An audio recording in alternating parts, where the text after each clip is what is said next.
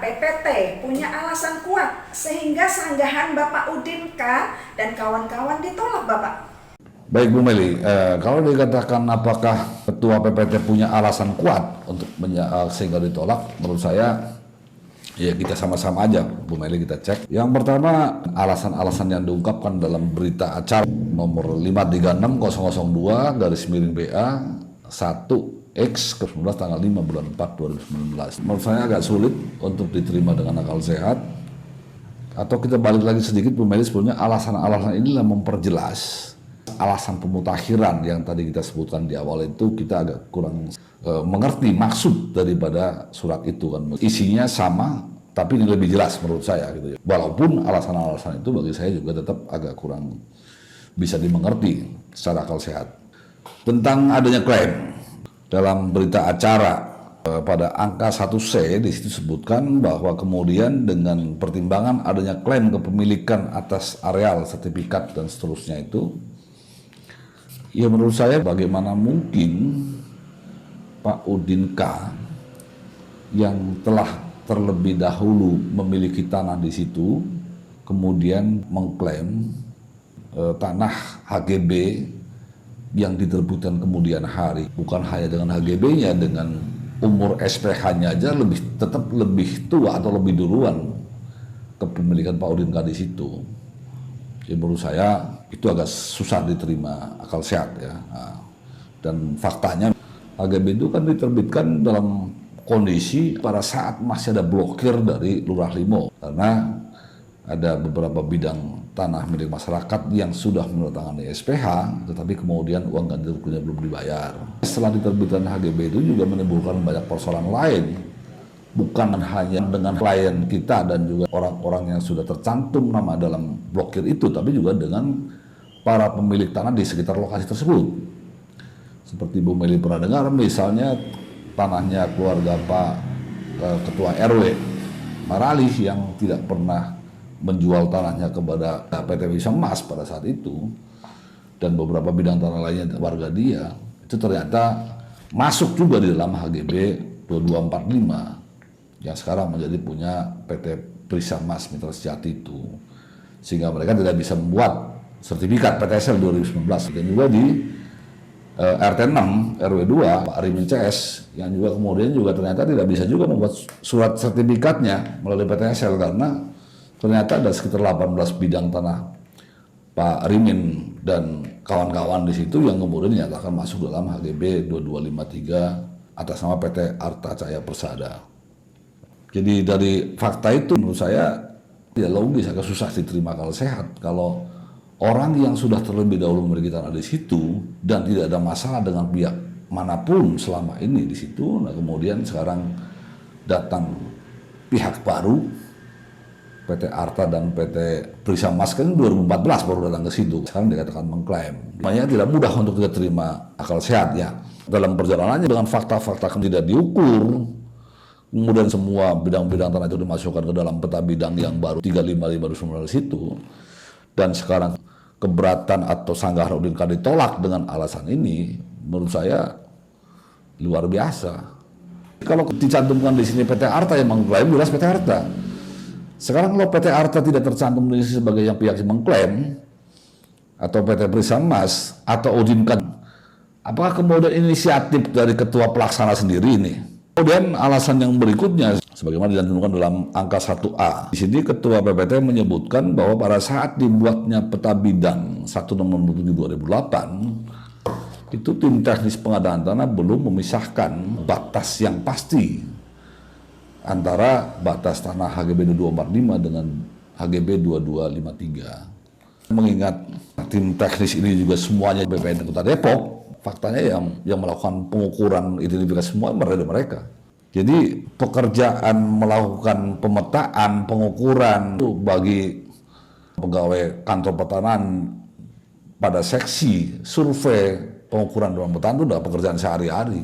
Dan apalagi sekarang dengan teknologi yang canggih. Jadi dengan alasan batas tanah belum ditentukan secara pasti, menurut saya lucu sekali, itu aneh gitu ya. Nah, alasan-alasan yang dituangkan dalam berita acara ini menjadi masuk akal kalau dihubungkan dengan alasan pada angka 1 poin B, di mana dinyatakan bahwa seiring berjalannya waktu di mana kegiatan pengadaan tanah jalan tol Cinere Jagorawi terletak di Kelurahan Limo belum selesai pengadaannya, sertifikat hak guna bangunan nomor 2245 dan nomor 2253 atas nama PT Wisma Mas Citra Raya beralih kepemilikannya kepada PT Prisa Mas Mitra Sejati dan PT Arta Cahaya Persada. Nah, jadi di sini Bu Meli nyata sekali bahwa yang dilegitimasi atau yang diakui keabsahannya oleh Ketua PPT bukan hanya status kepemilikan PT Arta Cahaya Persada dan PT Prisa Mas atas kedua AGB X milik PT Wisma tersebut, termasuk juga kedua peta bidang yang diterbitkan pada tanggal 16 Juli 2014, di mana HGB 2253 diterbitkan dengan peta bidang 1252 dengan luas 28.860, kemudian HGB 2245 diterbitkan dengan peta bidang 1253 dengan luas 15.299. Dengan demikian, karena sudah disahkan, maka PT Arta dan PT Prisa Mas Mitra Sejati menjadi berhak untuk menuntut atas kekurangan luas pada peta bidang 355 2019 agar luas terkena tol menjadi sesuai luasnya dengan yang tercantum dalam peta bidang 16 Juli 2014 itu. Nah, padahal pada luas yang sebelumnya kedua HGB ini 2253 itu hanya seluas 12.840 seperti saya sebut di awal tadi kan. Nah, sehingga masih terdapat kekurangan kurang lebih untuk HGB 2253 atas nama PT Arta Cahaya Persada saja kekurangannya sekitar 16.024 meter. Belum lagi juga untuk yang HGB 2245 atas nama Prisa Mas Mitra Sejati. Kalau dari konteks itu Mbak Meli bisa kita pahamin, artinya bisa kita terima dengan akal sehat kita bahwa ada kondisi setelah Ketua PPT mengesahkan, melegitimasi pemilikan atas kedua HGB maupun juga dengan peta bidangnya, sehingga Ketua PPT berkewajiban di satu pihak tadi dari pihak PT menjadi punya hak untuk menuntut. Nah, kemudian juga menjadi timbul kewajiban juga bagi Ketua PPT untuk memenuhi apa yang dituntut oleh kedua PT ini. Dalam perspektif itulah kemudian bisa kita pahami Ketua PPT menerbitkan surat tanggal 23 Maret 2018 untuk yang seolah-olah akan melakukan pemutakhiran data itu. Di sini saya melihat dari apa yang disampaikan oleh Ketua PPT dalam poin B ini sama sekali tidak memandang bahwa ini ada satu persoalan, ada perbuatan melawan hukum di sini gitu. Melihatnya, memandangnya seperti ini hal yang normal, hal yang legal, yang biasa, perolehannya itu dipandang perolehan yang normal. Kalau demikian halnya, Bu Meli, ini kan pengadaan tanah belum selesai. Kalau besok saya beli tanah Bu Lilin, salah satu AJB-nya, kemudian saya klaim lagi dengan dasar AJB itu, kemudian saya sampaikan kepada Ketua PPT, mau nggak Ketua PPT menyatakan hal yang sama. Jadi seiring dengan berjalannya waktu, pengadaan tanah untuk tol Cinere Jagorawi belum selesai, AJB nomor sekian-sekian atas nama Ibu Lilin Suharlin beralih kepemilikannya kepada Yakob. Kalau terus begitu nih kapan selesainya persoalan ini kan itu. Nah, jadi memang dalam hal ini saya tidak tahu standar atau ketentuan mana yang dipergunakan oleh Ketua Pelaksana Pengadaan Tanah ini itu. Jadi kira-kira itu Bu Meli. Jadi kalau dari perspektif itu kita bisa pahamin diterbitkannya surat pemberitahuan tentang akan adanya pemutakhiran data dan kemudian dengan alasan-alasan tadi itu ya. Tapi kalau kita terpisah hanya melihat kepada alasan tentang adanya klaim dan kemudian katanya peta bidang belum menentukan batas HGB 1 menurut saya tidak masuk akal sehat. Nah, sehingga ini hal yang sangat luar biasa menurut saya. Jadi peta bidang yang diterbitkan tanpa melakukan identifikasi fisik bidang tanahnya atau pengukuran, kemudian peta bidang milik Udinka dan kemudian dari Rosita dan masyarakat lainnya dinyatakan masuk kepada peta bidang itu. Nah, tetapi ketika disanggah oleh Pak Udinka, oleh orang yang berhak itu, kemudian sanggahannya ditolak dengan menyampaikan alasan-alasan yang seperti ini. Nah, itu luar biasa menurut saya, Bu Meli. Saya nggak tahu lagi juga ini udah pelanggaran yang keberapa nih itu. Oke. Yang berikutnya kita lihat, Bu Meli, makna atau arti dari diterbitkannya berita acara ini. Jadi dalam fakta-fakta selanjutnya akan diperlihatkan kepada kita ada peristiwa-peristiwa yang menurut saya juga sangat luar biasa. Nah, jadi setelah diterbitkannya berita acara penolakan pada tanggal 5 bulan 4 2019, tidak sampai 1 bulan, hanya 13 hari ya, 13 hari setelah itu Pak RW Udin yang sudah dalam kondisi secara psikologis mengalami tekanan yang sangat berat, kemudian di tanggal 18 April 2019 datang 2 orang ke rumah Pak RW Udin K di Jalan Swadaya menyampaikan 3 lembar surat yang menurut kedua orang ini diperintahkan oleh PT Arta Jaya Persada meminta kepada Pak Udinka untuk menandatangani surat ini, ketiga surat ini. Pak Udinka tidak sempat atau tidak berkesempatan untuk membaca, ditandatangani saja. Kemudian hari setelah mendapat kopinya, ternyata surat ini adalah surat pencabutan atas sanggahan keberatan hasil inventarisasi dan identifikasi yang disampaikan oleh Pak Udinka sebelumnya. Sebenarnya kan agak aneh, hak kita diambil orang, kemudian kita menyatakan sanggahan, kok sanggahannya kita cabut sendiri. Tapi yang jelas surat ini bukan Pak Udinka yang membuat, bahkan tertera di sini tertulis Jakarta 18 April 2019. Kalau tertanda Pak Udin, benar Pak Udin tanda tangan. Ya dalam tekanan tadi itulah begitu. Tapi bukan beliau yang membuat. Kita lanjut kepada fakta berikutnya. Kehebatan dari berita acara tanggal 5 bulan 4 2019 ini. Tidak lama berselang setelah itu, Pak Udinka yang dalam kondisi sakit bahkan waktu itu sebetulnya sempat lama sakit Pak Udin, bukan sehari 2 hari, berbulan bahkan. Kemudian pada suatu hari beliau dihubungin oleh pihak PT Arta Jaya Persada diminta untuk datang ke satu tempat di Jakarta, tepatnya di tanggal 30 April 2019. Sampailah di sana, ketemu dengan Pak Amandus dan ada beberapa orang lainnya. Nah, kemudian kembali diminta untuk menandatangani sebuah surat. Tidak diterangkan maksud dan isi dari surat itu apa, kemudian juga tidak diberikan kesempatan juga untuk membacanya. Kemudian hari Pak Udinka mendapatkan fotokopinya. Ternyata yang ditandatangani itu adalah Akta Perdamaian nomor 79. Yang pokok isinya satu, bahwa Pak Udinka menyatakan 5 bidang tanah orang yang memberikan kuasa kepada dia untuk melakukan inventarisasi dan identifikasi, dan juga 1 bidang tanah dia benar. Ya, masuk ke dalam peta bidang 355 2019 NIB 04819 HGB 2253 atas nama PT Jaya Persada. Kemudian yang kedua bahwa Pak Udinka setelah itu tidak boleh juga untuk mengajukan pengaduan atau tuntutan kepada pihak manapun, baik secara keperdataan, pidana maupun tata usaha negara.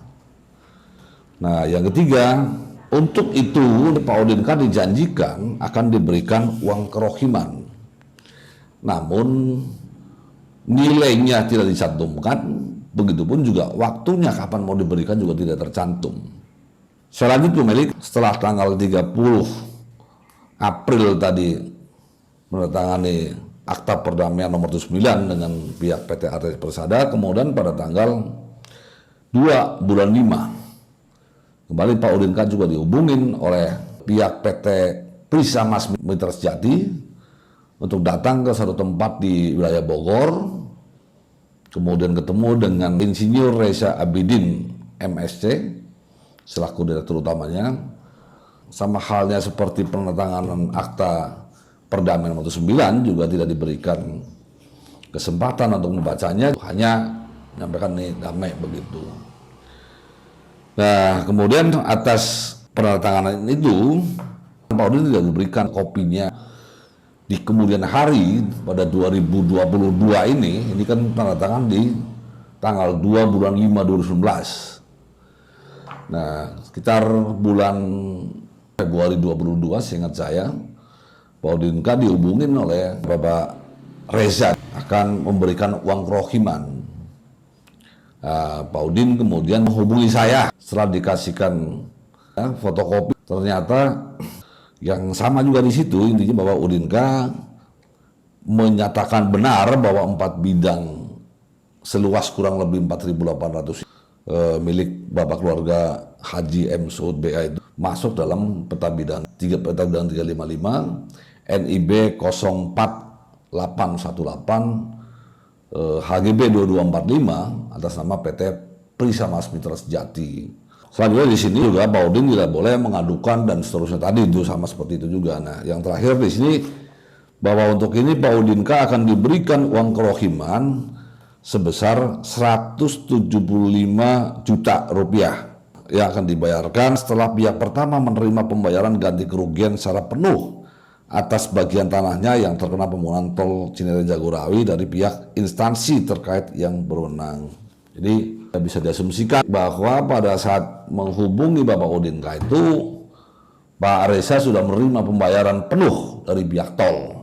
Setelah perbincangan yang kebetulan saya juga ikut hadir di situ, ya Pak Udinka terkejut melihat bahwa isinya seperti itu, bahwa ada tanah Pak Suud yang 4.800 meter persegi, kemudian akan diberikan uang kerohiman sebesar 115 juta rupiah. Singkat cerita, dengan pertimbangan yang baik bahwa itu pertama, itu bukan tanah Pak Udin. Kemudian mengajukanlah harga yang layak kepada Pak Reza pada waktu itu, tapi kemudian Pak Reza tidak berkenan, sehingga sampai saat ini uang itu tidak diterima, dan memang tidak seharusnya diterima, itu karena bukan Pak Udinka yang berhak untuk itu. Jadi kalau kita melihat dalam pembuatan akta perdamaian ini, juga termasuk tadi surat pencabutan, itu memang itu yang saya sebut di awal tadi, yang tidak masuk akal sehat, kayak sinetron kan begitu kan itu ya.